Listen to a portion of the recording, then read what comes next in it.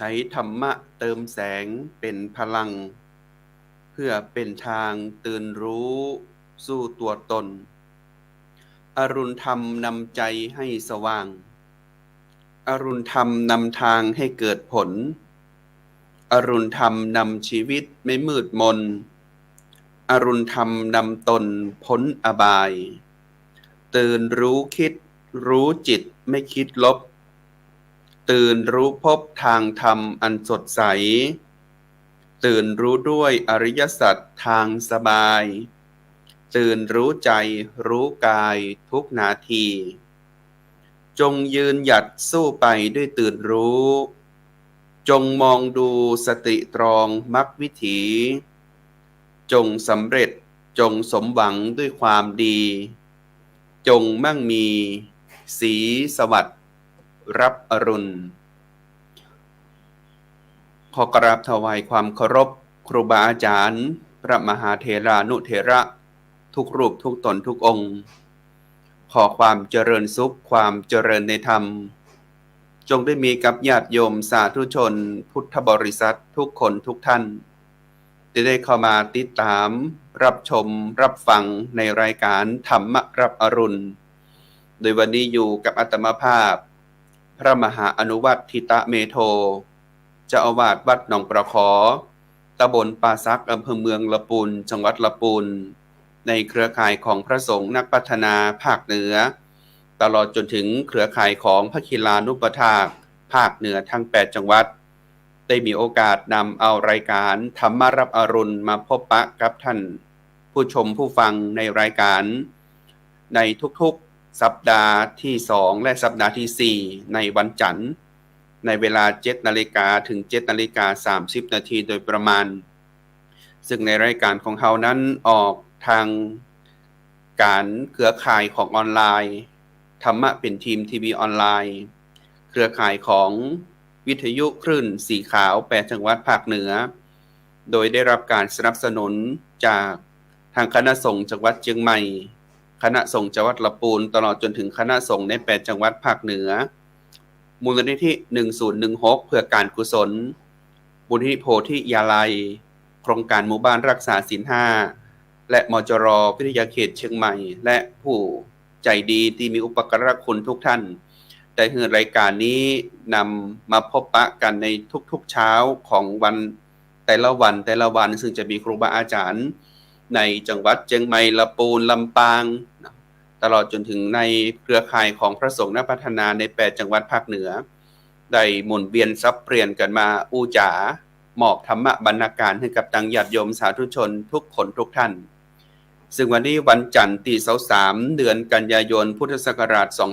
2567ญาติโยมทั้งหลายตั้งละปูนของเฮานี่ตะคืน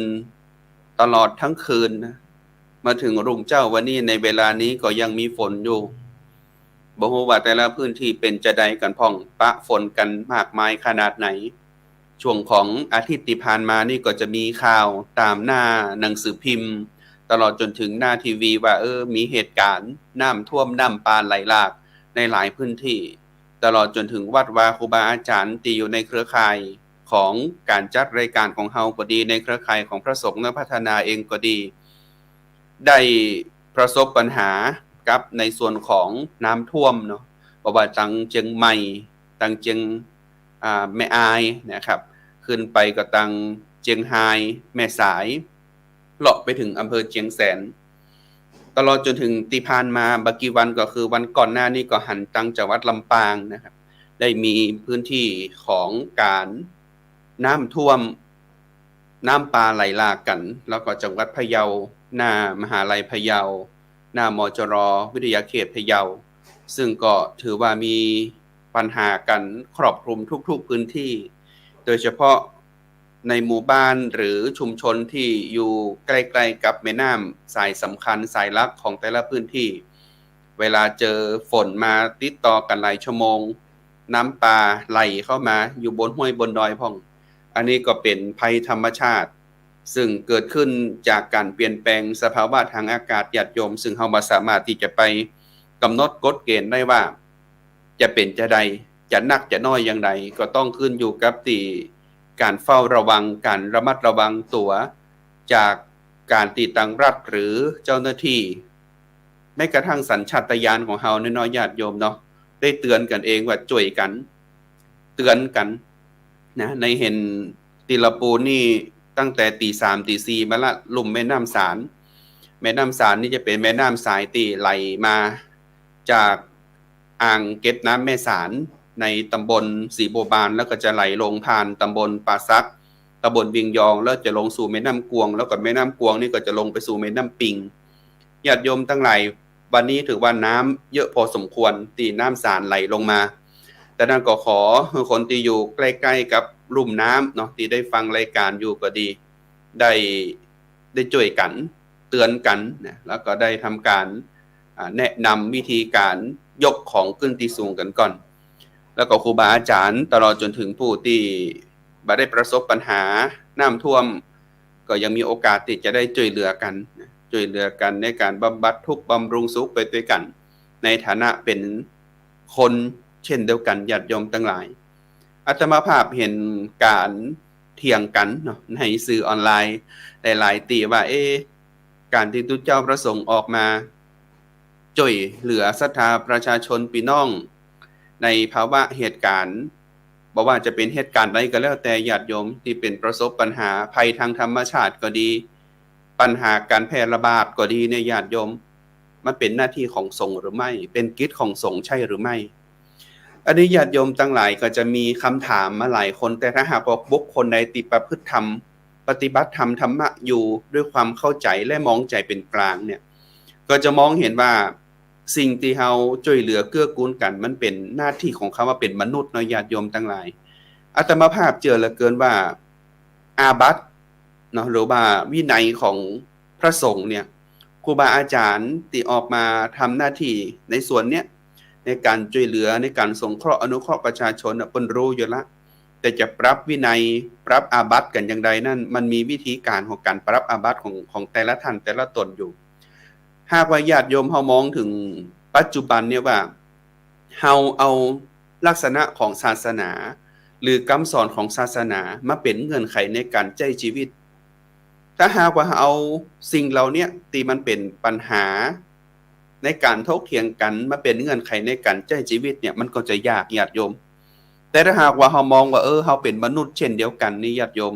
เฮาจะหันถึงความเมตตาปราณีเกื้อกูลซึ่งกันและกัน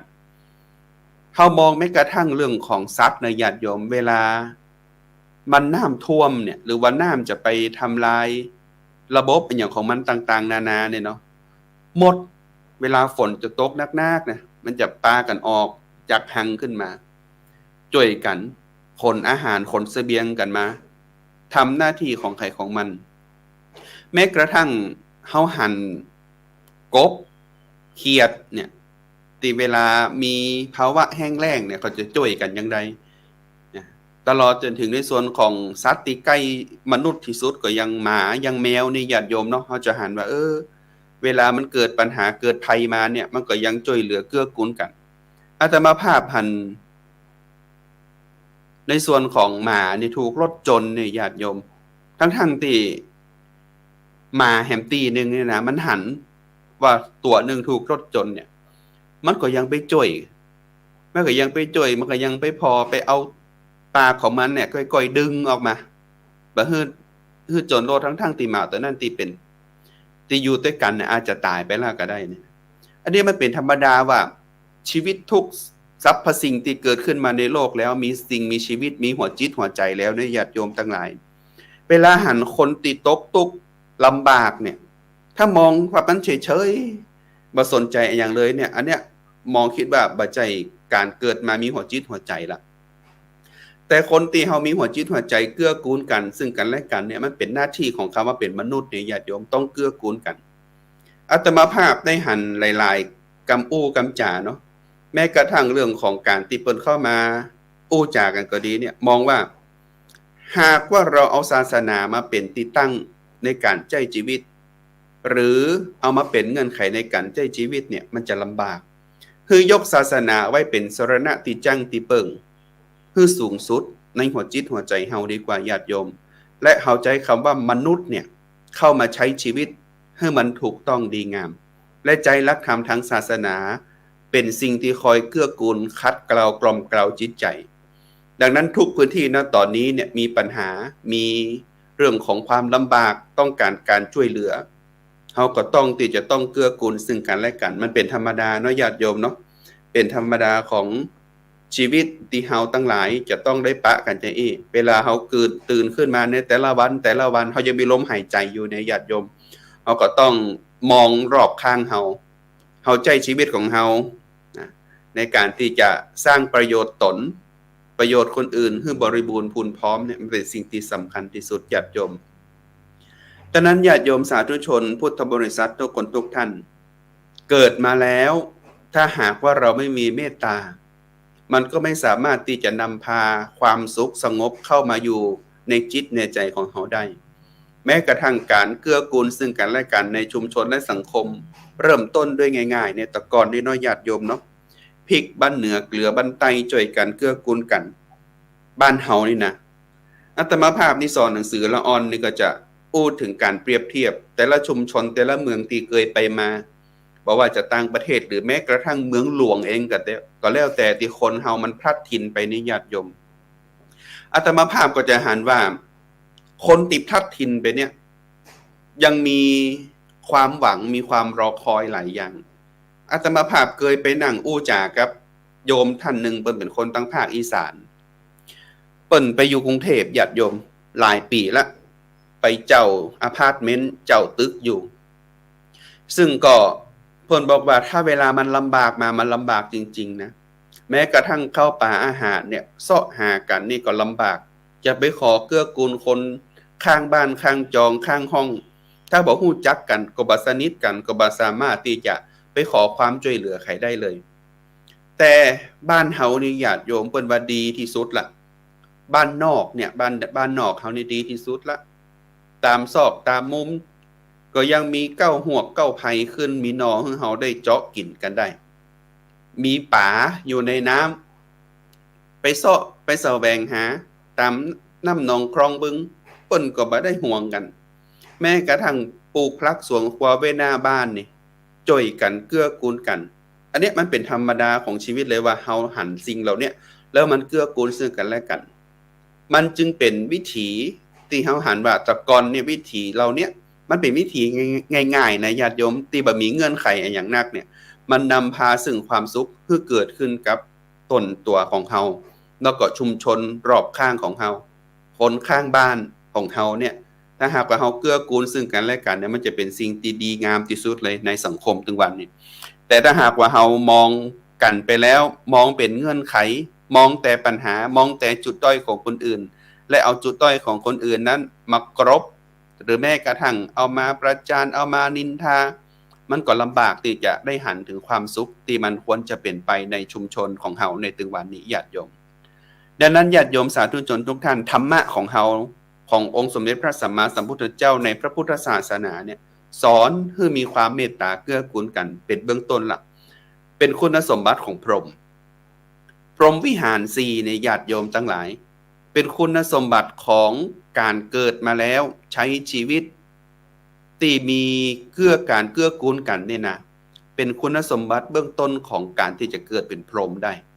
มีอะอย่างพ่องญาติโยมพรหมวิหารทั้ง4ประการแรกเลยคือเมตตานี่หมายถึงความรักการเกื้อกูลกันเนี่ยมีความเมตตากัน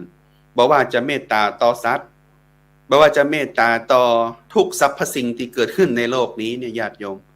มันเป็นคุณสมบัติข้อแรกเลยคือความเมตตาปรารถนาดีก็คือความกรุณาอยากให้คนอื่นพ้นทุกข์ในญาติโยมอันนี้เป็นข้อที่2ของพรหมวิหารธรรมนั่นก็ได้แก่คำว่าการุณานี่หมายถึงความปรารถนาดีอยากจะให้ผู้อื่นพ้นทุกข์อยากจะให้สัตว์อื่นพ้นทุกข์อย่างที่เฮาหันแล้วก็ตีกระทำกันทุกๆวันนี้แหละเฮาหันคนเป็นตุกกับญาติโยมเฮาหันคนเป็นตุกล่ะแล้วเฮาจะนั่งอยู่เฉยๆได้หรือไม่อย่างไรดังนั้นญาติโยมทั้งหลายคุณสมบัติของการเกิดเป็นพรหมข้อที่2ก็คือความกรุณาคือความปรารถนาดีอยากจะให้คนอื่นพ้นทุกข์ในที่นี้ บ่ใจว่าเฉพาะแก่เหตุการณ์ที่มันเกิดขึ้นจากอีตาอันเฮาหันคนอื่นที่เปิ้นตกทุกข์ยากลำบากและเฮาปรารถนาดีอยากจะช่วยเปิ้นแม้บ่ได้ช่วยเป็นทรัพย์สินแต่ช่วยให้เป็นกำลังใจตลอดจนถึงสามารถประสานงานความช่วยเหลือเข้าไปให้เปิ้นได้เนี่ยอันนี้เป็นสิ่งที่สำคัญที่สุดละว่าเราจะสามารถที่จะเกื้อกูลซึ่งกันและกันได้เนี่ยเป็นความปรารถนาดีที่อยากจะให้คนอื่นพ้นทุกข์เฮาหันสุนัขตกน้ำเฮาไปช่วยสุนัขตกน้ำนี่ปรารถนาดีอยากจะให้เขาพ้นทุกข์แม้กระทั่งเฮาหันคนทุกข์คนยากอยู่ที่หัวจิตหัวใจเปิ้นอยู่ในสภาวะแห่งความบ่มีอะหยังละบ่เหลืออะหยังละไอ้นะพูดง่ายๆมีภาวะซึมเศร้ามีความเครียดอยากจะฆ่าตัวตายเฮาไปช่วยเปิ้นบ่ให้เกิดการฆ่าตัวตายเนี่ยมันเป็นสิ่งที่ดีงามที่สุดละญาติโยมเนาะเอาสามารถเอากำลังใจเอาคำอู้คำจาของเฮาเนี่ยไปดึงสติเปิ้นขึ้นมาปรารถนาดีอยากจะให้เปิ้นพ้นทุกข์ไปได้เป็นสิ่งที่สำคัญที่สุดเลยญาติโยมทุกคนทุกท่านแต่นั้นคุณสมบัติข้อที่2ก็คือกรุณาในการที่จะเกิดเป็นพรหมพรหมวิหารธรรมข้อที่3คือมุทิตาคือความพรอยยินดีเมื่อหันคนอื่นได้ดิบได้ดีแล้วเขาก็ปรารถนาแสดงมุทิตาจิตต่อเปิ้นมันจึงมีคำว่ามุทิตาจิตนี่ญาติโยมบางคนบ่ใจอย่างอันหรอกหันเปิ้นได้ดิบได้ดีนี่โอ้ซุบซิบนินทาเปิ้นมันเอาที่ไหนมาฮะมันได้จังใดมาฮะนะมีคำถามข้อแม้108เลยญาติโยมทั้งหลายมันจึงทำให้ปัญหาในชีวิตตึงวันเนี่ยมันมีกับปัญหาเพราะเฮาแสวงหาปัญหากันเองทั้งที่มันก็เฮาควรที่จะมองหันว่าหันเปิ้นได้ดีแล้วเฮาก็ต้องยินดีตัวเปิ้นนะหันเปิ้นมั่งมีแล้วเฮาก็สาธุดีๆตัวเปิ้นตลอดจนถึงเวลาเปิ้นเข้าวัดเข้าวาเนาะได้ธรรมะได้เปิ้นห้องว่าการปฏิบัติธรรมและเปิ้นสำเร็จมรรคผลของเปิ้นในความเข้าใจของเปิ้นก็ดีเนี่ยหรือได้ปิติแห่งความสุขในญาติโยมเฮาก็สาธุอนุโมทนากับเปิ้นมันจะยังบางคนเนี่ยโอ้เวลาเปิ้นเข้าวัดนี่บืนปากใส่หรอแต่คืนยังหันกินเหล้าอยู่เห็นนะสปะสิ่งอย่างนี้ญาติโยมนี่เฮาหันว่ามันเป็นอย่างเงี้ยธรรมดาของชีวิตโลกมนุษย์เฮาต้องเข้าใจอย่างนั้นดังนั้นญาติโยมทั้งหลายพรหมวิหารข้อที่3ก็คือมุทิตาคือความพรอยยินดีเมื่อผู้อื่นได้ดี3ข้อแล้วนะข้อที่1คือความเมตตา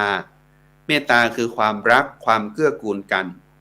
ข้อที่2กรุณาคือความปรารถนาดีอยากให้ผู้อื่นพ้นทุกข์ข้อที่3คือมุทิตาคือความพรอยยินดีเมื่อคนอื่นได้ดีละข้อที่4คืออันอย่างญาติโยมทั้งหลายอุเบกขา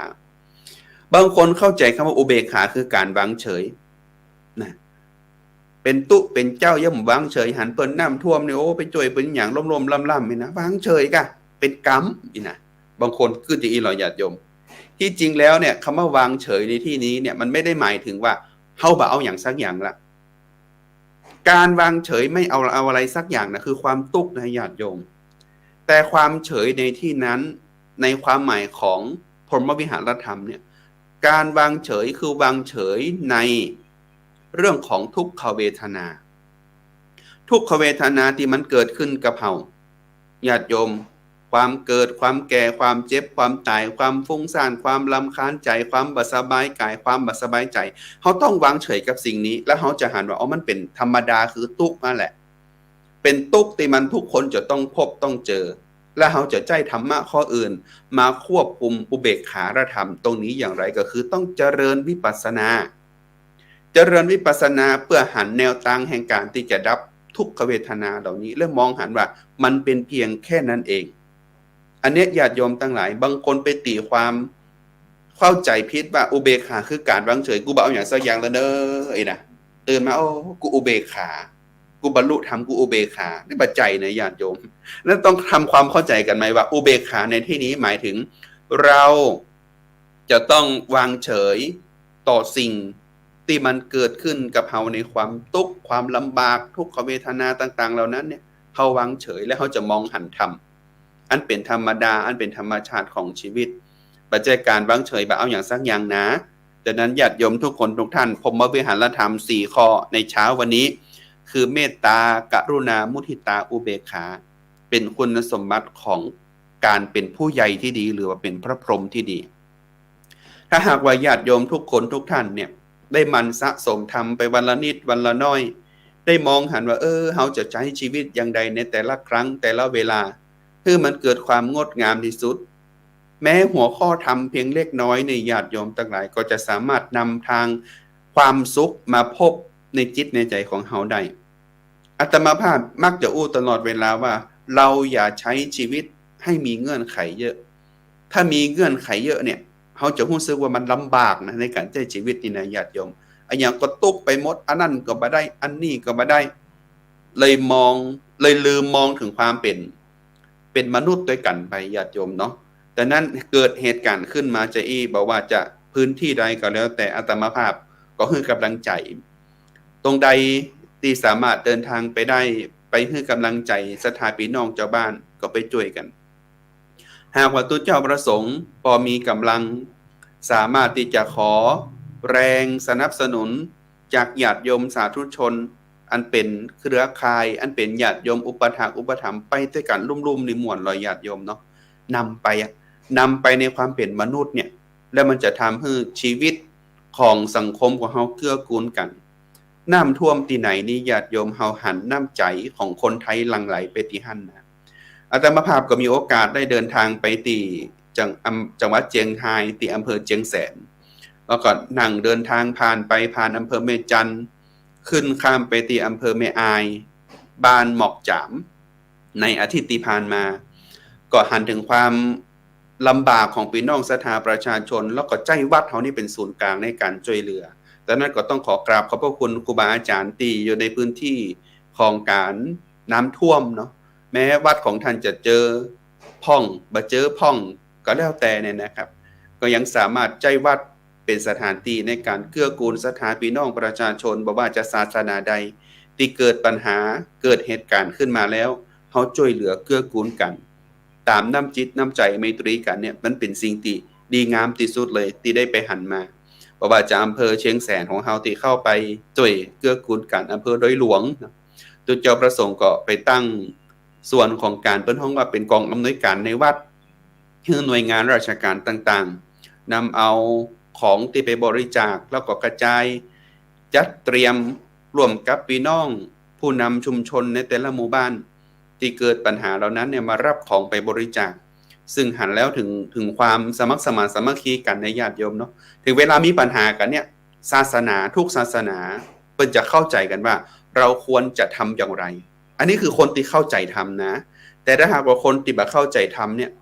ยังใดก็ตึงบ่เข้าใจว่าทำไมต้องทำเพราะว่าเขามีอคติในการที่ใช้ชีวิตละมีเงื่อนไขในการใช้ชีวิตเยอะเกินไปดังนั้นญาติโยมสาธุชนพุทธบริษัททุกคนทุกท่านในวันนี้ระยะเวลาประมาณ30นาทีที่ผ่านมาญาติโยมก็คงจะหันแล้วว่าธรรมะเพียงเล็กน้อยเนี่ยเขาก็สามารถนำมาประยุกต์ใจกับเหตุการณ์ในแต่ละเหตุการณ์ได้หมดมวลเลยเขามองโลกในแง่ดีเข้าไว้แล้วก็ใช้ชีวิตให้ง่ายด้วยมีธรรมะประกอบสิ่งเหล่านี้มันก็จะสามารถนำพาให้เฮาทุกคนทุกท่านนั้นใช้ชีวิตอย่างมีความสุขได้ดังนั้นในวันนี้อาตมาภาพก็ต้องขอฝากกับญาติโยมทุกคนทุกท่านว่าเฮาเกื้อกูลกันไว้เป็นสิ่งที่ดีที่สุดเมื่อเกื้อกูลกันแล้วจะนำพาความสุขเข้ามาสู่ในจิตในใจของเฮาและชีวิตในคนรอบข้างครอบครัวชุมชนและสังคมตลอดจนถึงประเทศชาติบ้านเมืองของเฮาได้ศีลธรรมไม่กลับมาโลกาจะวินาศญาติโยมความเมตตาเกื้อกูลกันไม่มีในชีวิตของเราก็จะไม่มีความสุขเช่นกันแต่นั้นฝากให้ญาติโยมทุกคนทุกท่านไว้ตัวเน้อหากว่าญาติโยมอยากจะสนทนาธรรมกับอาตมาภาพแลกเปลี่ยนหัวข้อธรรมะกันก็สามารถโทรมาติดต่อที่หมายเลขโทรศัพท์0817831764 0817831764หรือสามารถเซิร์ชเข้าไปหาในเพจของ Facebook วัดหนองประขอจังหวัดลำพูนวัดหนองประขอตำบลปัสสักอำเภอเมืองลำพูนจังหวัดลำพูนผ่านทางหน้าเพจของ Facebook เฮาก็อู้จากันหากว่ามีโอกาสที่จะได้แลกเปลี่ยนหัวข้อธรรมกันก็จะได้นำเอาหัวข้อธรรมเหล่านั้นเนี่ยมาสนทนาธรรมกันกับทางญาติโยมผ่านทางรายการของเฮาในทุกๆวันจันทร์ที่2และวันจันทร์สัปดาห์ที่4ข ของแต่ละเดือนมาพบปะกับอาตมาภาพเวลา 7 นาฬิกาถึง 7 นาฬิกา 30 นาทีโดยประมาณวันนี้ก็ต้องขอกราบขอบพระคุณในเมตตาของทีมงานธรรมะเป็นทีมทีวีออนไลน์ที่ได้ให้โอกาสอาตมาภาพได้นำเอารายการมาพบปะกับทุกคนทุกท่านตลอดถึงกราบขอบพระคุณผู้สนับสนุนทางเครือข่ายของคณะสงฆ์จังหวัดลำพูนจังหวัดเชียงใหม่มูลที่1016เพื่อการกุศลมูลที่โพธิยาลัยโครงการหมู่บ้านรักษาศีล5มจร.วิทยาเขตเชียงใหม่และทุกท่านติดตามรับชมรับฟังในรายการนี้วันนี้หมดเวลาหมดแล้วก็คงจะได้นำเอารายการจากลาศรัทธาพี่น้องประชาชนของเฮาไปก่อนแล้วโอกาสหน้าในสัปดาห์ที่2และสัปดาห์ที่4ทุกๆวันจันทร์เวลา 7 นาฬิกาถึง 7 นาฬิกา 30 นาทีมาพบปะอาตมาภาพพระมหาโนวัตทิตะเมโทเจ้าวาดวัดหนองประขอตำบลปะซักอำเภอเมืองจังหวัดลำพูนได้นะครับอาราธนาพระไตรรัตน์จงประสิทธิ์จงสำฤทธิ์พรประสมแก่ท่านหนาขอให้ท่านจงสำเร็จพรด้วยปัญญาจงสำเร็จสมปรารถนาขอ